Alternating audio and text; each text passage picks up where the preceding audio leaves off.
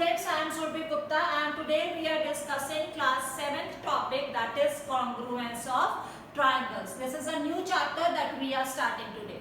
Now, how to check the congruence of something, right? Suppose there is a line segment given to you and you have to check whether that line segments are congruent or not. What do you mean by congruent? A thing which has the same shape and size as that of the another thing. For example, this is a line segment given to you which is 5 centimeter, and this is another line segment given to you which is 5 centimeter. Then both are line segments and both have the same dimensions. That means these are congruent line segments, right? Similarly, if I have to check the congruence of angles, then suppose this angle is 90 degree, this angle is 90 degree, then both the angles have the same measure. Now, one thing you have to keep in mind, when we talk about angles, then you don't have to see these line segments, right? Because we are concerned at angles at this time. We are talking about the congruence of angles at that point of time. So only angle you have to check, that angle must be equal to another angle of different figure. If both the angles are different, same, then the angles are congruent to each other. Now we talk about triangles, which is our main topic, triangles. Suppose a triangle is given to you, A, B, C, and another triangle is given to you, P, Q, R. Now this thing you have to understand very carefully. A, B, C, P, Q, R. This is 2 centimeter, this is 3, and suppose this is 4. Similarly, this is 2. This is 3 and this is 4. In case of congruence, what you have to do? If A is at the top position, then corresponding to it you have to check which position is similar to it and makes a relation with it. For example, AB 2 centimeter. Similarly, PQ 2 centimeter. So, if I am writing triangle ABC, then the position corresponding to A is P. You cannot write A is corresponding to position R, right? The position which is corresponding and making a relation with the first figure, only that position you have to mention in front of A. If A is on the first position, B on the second position, C on the third position, then P on the first position, Q is corresponding to B, and R is corresponding to C. So you have to write that. Now see carefully. This is AB. AB is 2 centimeter. Similarly, PQ. PQ is 2 centimeter. BC. BC is 3. BC is 3. Similarly, QR is on the second and third position. QR is 3. Now, PR is 4. P and R. First and third position is 4. Similarly, A and C. A and C is 4. So, write the digit on its position to make a relation. Now, how you have to write triangle ABC? This is the sign of congruent. Is congruent to triangle PQR. In this way you have to write.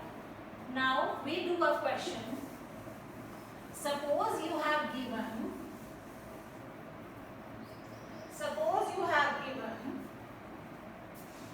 triangle ABC is congruent to triangle FED. Now what do you mean by ABC congruent to FED? That means the alphabets must be written in order. If I am writing A, B, C, C like that. Then I have to write F, E, D like that. I cannot write F, E, D or F, E, D. No. Whichever position is at A, F must be at that position. B, B is with E. C, C is with D.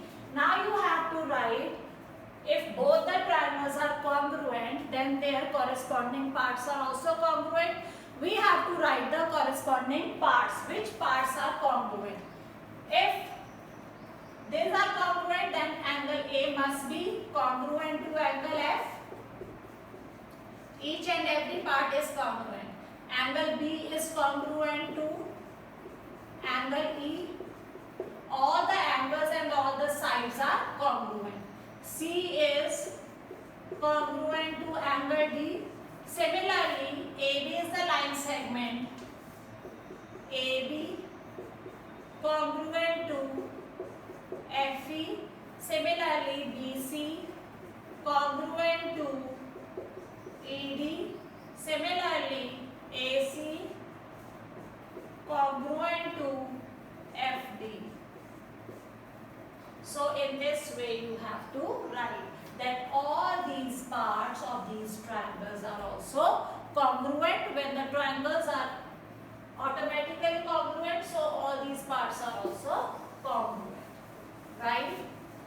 Now, one more thing you have to understand, the condition of congruency. Today we are doing only one condition of congruency. In the upcoming videos I will do some of the other conditions of congruency. So the first condition of congruency is SSS congruence rule.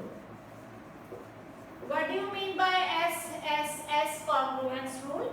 SSS stands for side, side, side. That means if the sides of one triangle is equal to the sides of another triangle, then those triangles are congruent. By which condition? SSS congruence rule. By SSS condition they are congruent. So how you will write? Suppose these two triangles are given to you and you have to write that whether these two triangles are congruent to each other. Yes, you will write AB side is congruent. You will write like that. AB side is equal to PQ. BC is equal to QR and AC is equal to PR. Therefore, triangle ABC is congruent to triangle PQR by SSS. You have to write like that. By SSS condition, they are congruent to each other. Right? Now, one more question we are doing. Suppose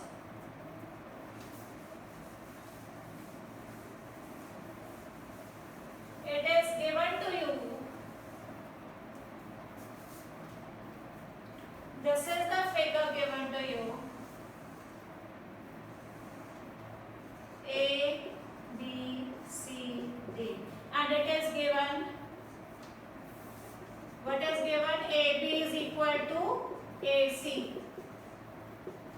It is given, and you have given D is midpoint of BC. You have to check whether triangle ABD congruent to triangle ACD. ABD, ACD. This triangle and this triangle you have to prove congruent. So how you have to do the solution? We know AB equals to AC given. If D is the midpoint of BC, if BC has D as the midpoint midpoint, that means D is dividing BC into equal halves. Midpoint divides the line into equal halves, that means BD and BC are equal. BD is equal to CD because D is midpoint. Now, in both the triangles, this AD is common. This AD is coming in triangle ABD also, and this AD is coming in triangle ACD also. So this AD is equal to AD common. Now, you can write, you can see this side equal to this side equal to this side, and this side is common in both. Therefore, triangle ABD is congruent to triangle ACD by SSS condition. In this way, you can solve many of the questions. I hope the topic is clear to you. Thank you very much.